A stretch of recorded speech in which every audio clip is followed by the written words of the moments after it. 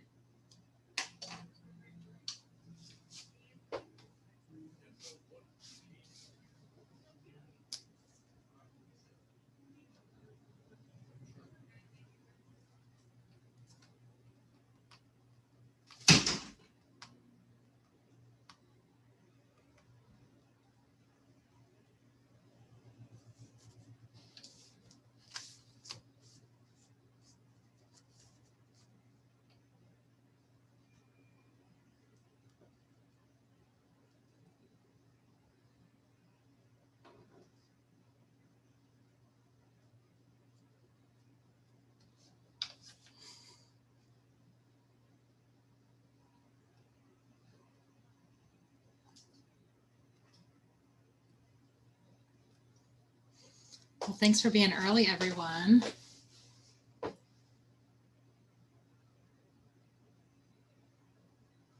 Ooh, and Chelsea, you already got your second dose. That's great. Did you have reactions to that second dose to make you feel sick? It did for a little bit. I actually had an adverse reaction at the time, but we don't know why anyway, but it was okay. It just took a little bit. My throat swelled up just a little bit, and then my blood pressure went up a little bit, but you know, after about 15-20 minutes, it all leveled out. I was sore and I was really tired and somewhat feverish on Tuesday, so I stayed home Tuesday, but a good dose of a lot of ibuprofen, and now I'm just sore in my arm. Okay. But I'm so glad that I did it. Yeah. Yeah, my husband has had both of his, and he kind of had the same thing with the second dose. He was able to work that day, but and he didn't get a fever, but he had like a headache and was just tired. Yeah. But my son goes for his second dose on the 10th. So yay. Yay. But yeah, I checked my status and there's no updates yet for those of us who aren't 1B yet. So. Yeah. Well, I have Crohn's, so I think that kind of shut me up. That and being a teacher, they're like, oh yeah, let's put her down. So, yeah. But I don't know that there's any rhyme or reason for how they're organizing it, because I have really, really old in-laws. They're in their 80s and they're still waiting. They both have diabetes. Okay.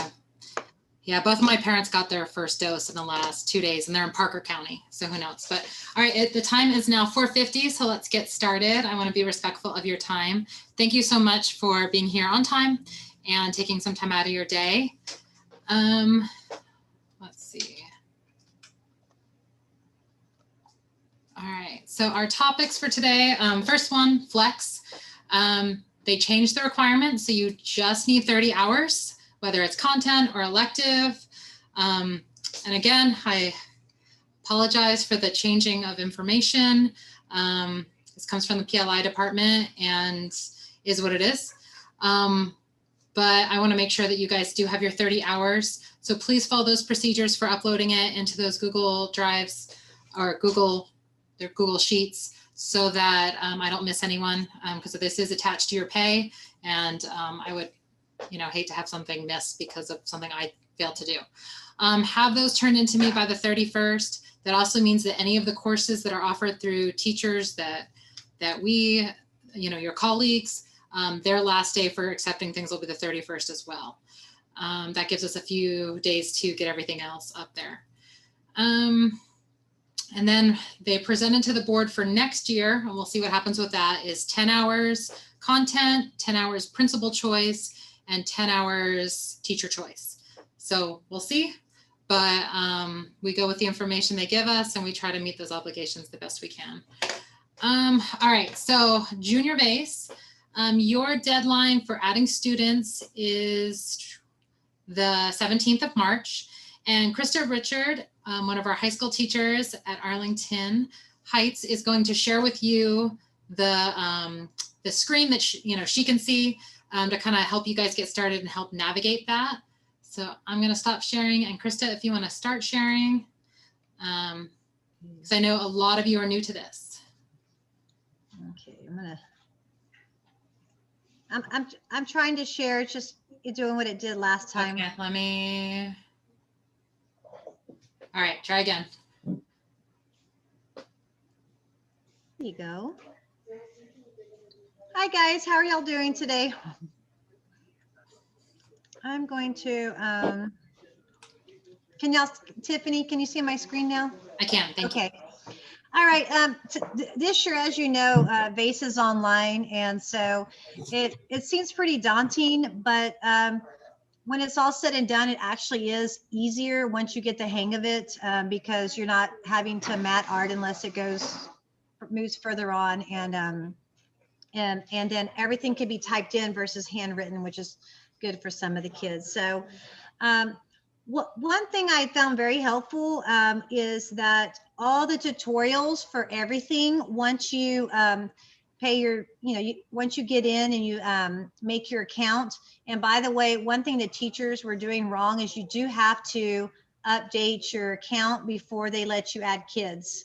So you have to go in and update your TA account, make sure everything's legit, and press accept, and then it will let you add kids. Some of the teachers thought their accounts were broken, but they hadn't done that step yet.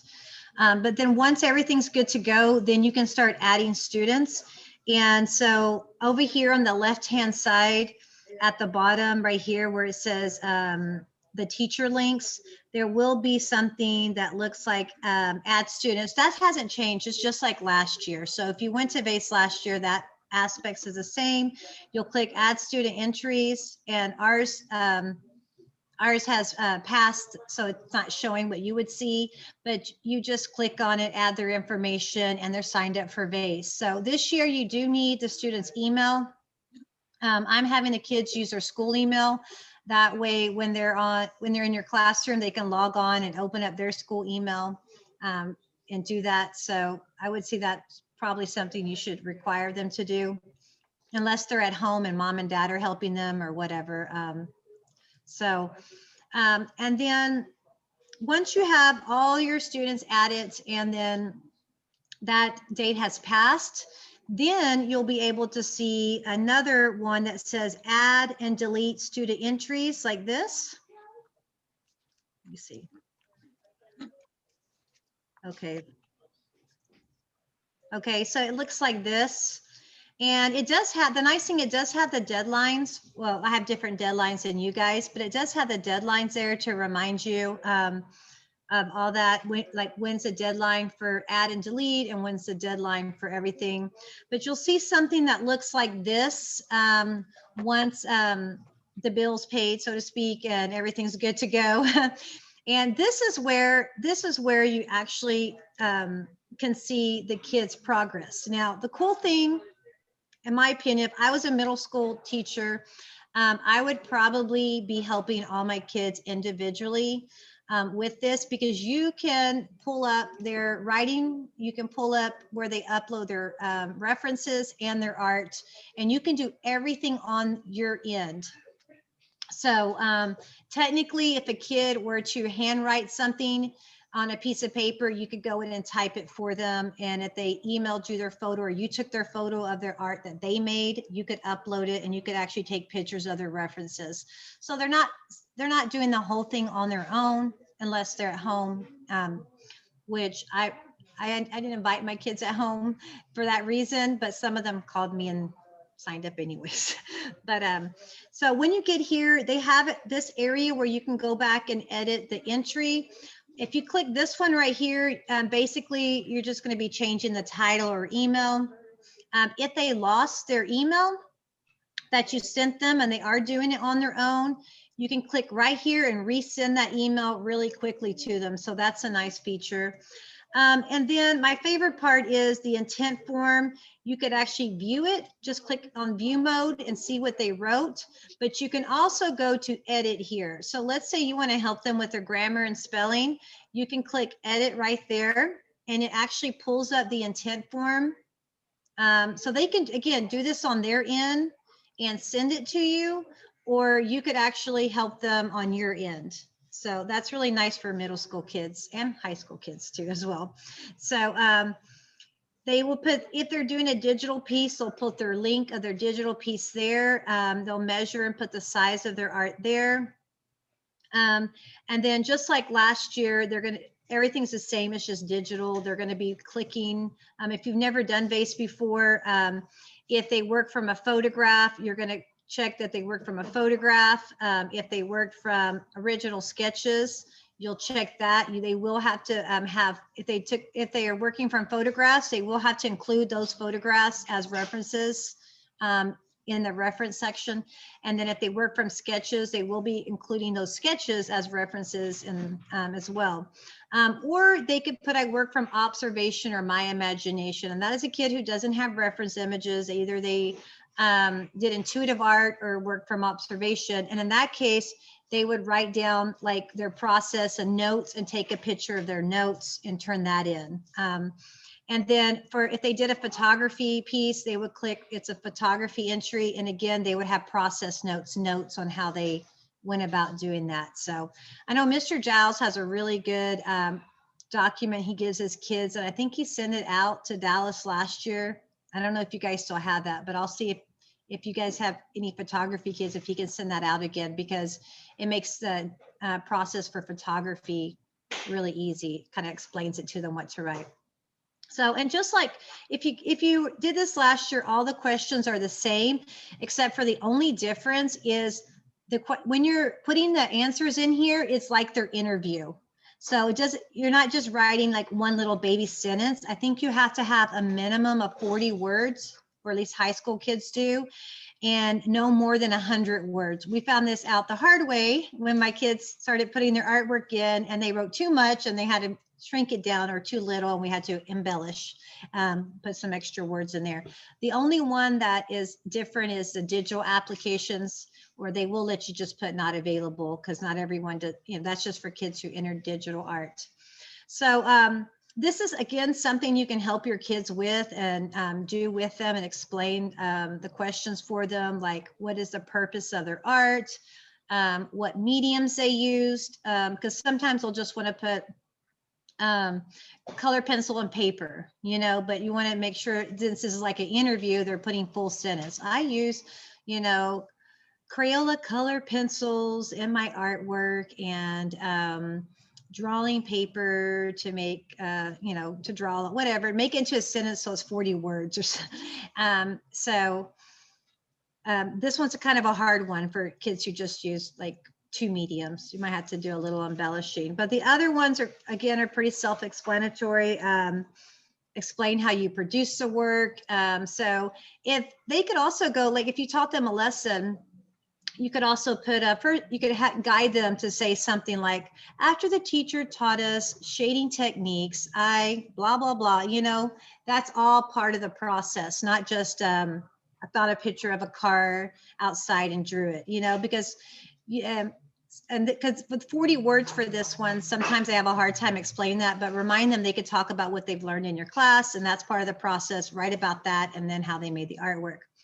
And then the art elements and principles, you're just going to be asking them what they emphasized and embellish on that as well. This is a really good chance to review those in class. And number 4, they have a hard time on, like, what decisions did they have to make when making the artwork? And sometimes you do kind of have to prompt this on this one, like, why did you make this color? Or why did you draw this over here, the placement of that? Oh, because blah, blah, blah. We'll write that down. So that's kind of a hard one for middle school students. And number 5, this is an easy one for them. What does this art represent? How does it represent your imagination, creativity, individuality? So this is where they can explain the meaning of the artwork. This can be a hard one if it's a teacher assignment, you know. And so if it's a teacher assignment and you told them to draw a self-portrait, you know, they're not going to write because my teacher made me. On this tip for this one, if it didn't have meaning, I ask them, why did you make it? Oh, well, and if they don't know, like, remember you made it because you wanted to practice drawing self-portraits and practice your value skills and blah, blah, blah. So it could be something like that if it doesn't have a deep meaning. So the entry form is the same. And then they could type it on your end and their end. You can go back and check it and help them with that. So that's really nice. And then they're also going to be uploading on the first one, they'll be uploading a photo that has to be a JPEG photo. And then the second one is going to be their reference, and that has to be a PDF.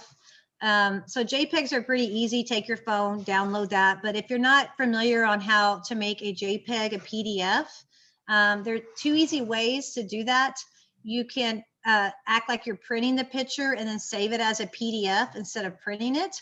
Or you can open up Google Documents and then download it put it in a Google Doc and download your reference as a PDF that way. Those are 2 easy ways to do it in the classroom. When you're making your reference images with your kids, if they're in their class making their VASE work, take a picture of them making their VASE work. You know, that'd be perfect for reference image. If they work from a photo, include that, because you're going to make a collage of all their stuff. And so anything you can put in there that's going to give information, I think that would be helpful for the person scoring the art. So I do have one student who's done, so she has her intent form filled out, and you can see here she has, if I can click her artwork and I can see that.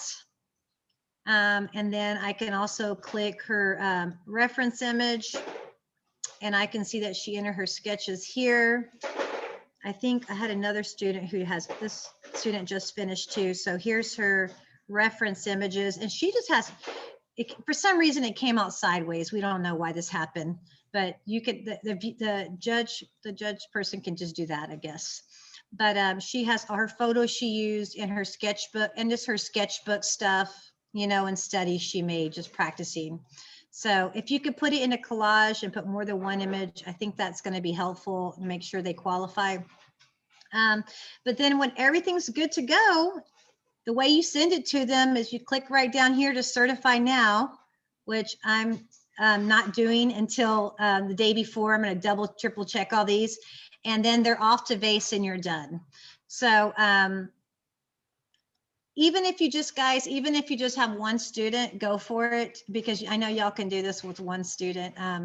But this year as a practice, or 2 or 3 or whatever. But then if it ends up being online next year, you'll get the hang of it and you can add more. So I was jibber jabbering a long time. Does anyone have any questions?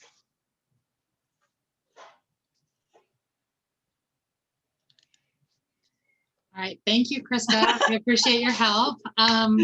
The minimum requirement is 1 piece, and we will pay for up to 20 for junior VASE. If you've never done junior VASE before, I would keep it a very low number, just to kind of help you get the hang of it, and then you'll be good to go for next year with having more students. But it is a lot of work for you to keep up with it, especially at the middle school level, and so that's why I would recommend just keeping that a low number for right now.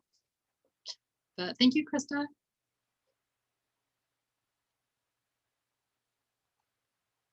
All right.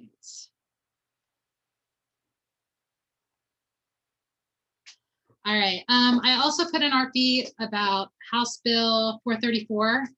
That is where in high school students could take either a CTE course or a fine arts course, which would be very detrimental to our program as a whole. And so I put a link in there for you to sign up to get email updates to help you join the fight, so that we make sure that doesn't happen, because we want to protect our program, because I know that you get to see the benefits that students experience for being in fine arts every day, but not everyone does. And so we want to make sure our representatives at the government level in Texas also know that. Credit recovery, they approved that students can make up grades that are below a 70 from anything from the first semester. This is not supposed to be a new curriculum that you develop. It is supposed to be assignments that they've basically got a 0 or a failing grade in. And it's up to your individual campuses to kind of decide how they want to run that. But it really is not supposed to be you making something new. It's supposed to be them turning in what they missed. Now, they have till the end of the year to do so. And this is supposed to be a temporary thing and not something that's going to continue next year.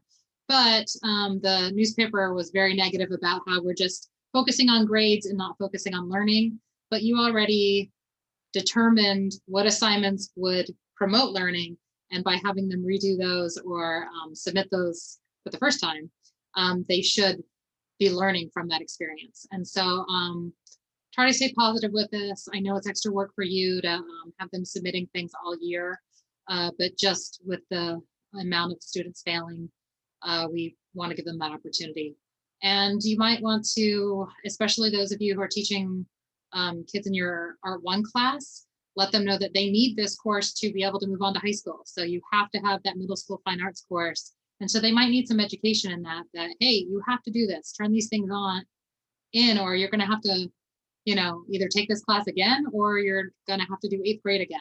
So they just may not be aware. And I'm sure some of them are like, it's art, I'm going to focus on other things, but they do need that class. Our district show, Ashley already has those Google Slides available on the Google share drive for you, and art exhibitions under required shows. And so you each have your own slide deck for you to enter your art. That is not due. Well, first you can put up to 30 pieces in there. So anywhere between 20 and 30. And the reason why we're asking you not to go over 30 is because that's how many ribbons we're going to give you. And we want the students to be able to get those awards. But your slides are not due until April 22nd. I would encourage you to start working on those now, so it's not like a big thing on April 21st. So start putting those in, try to get the, as good of photos as you can.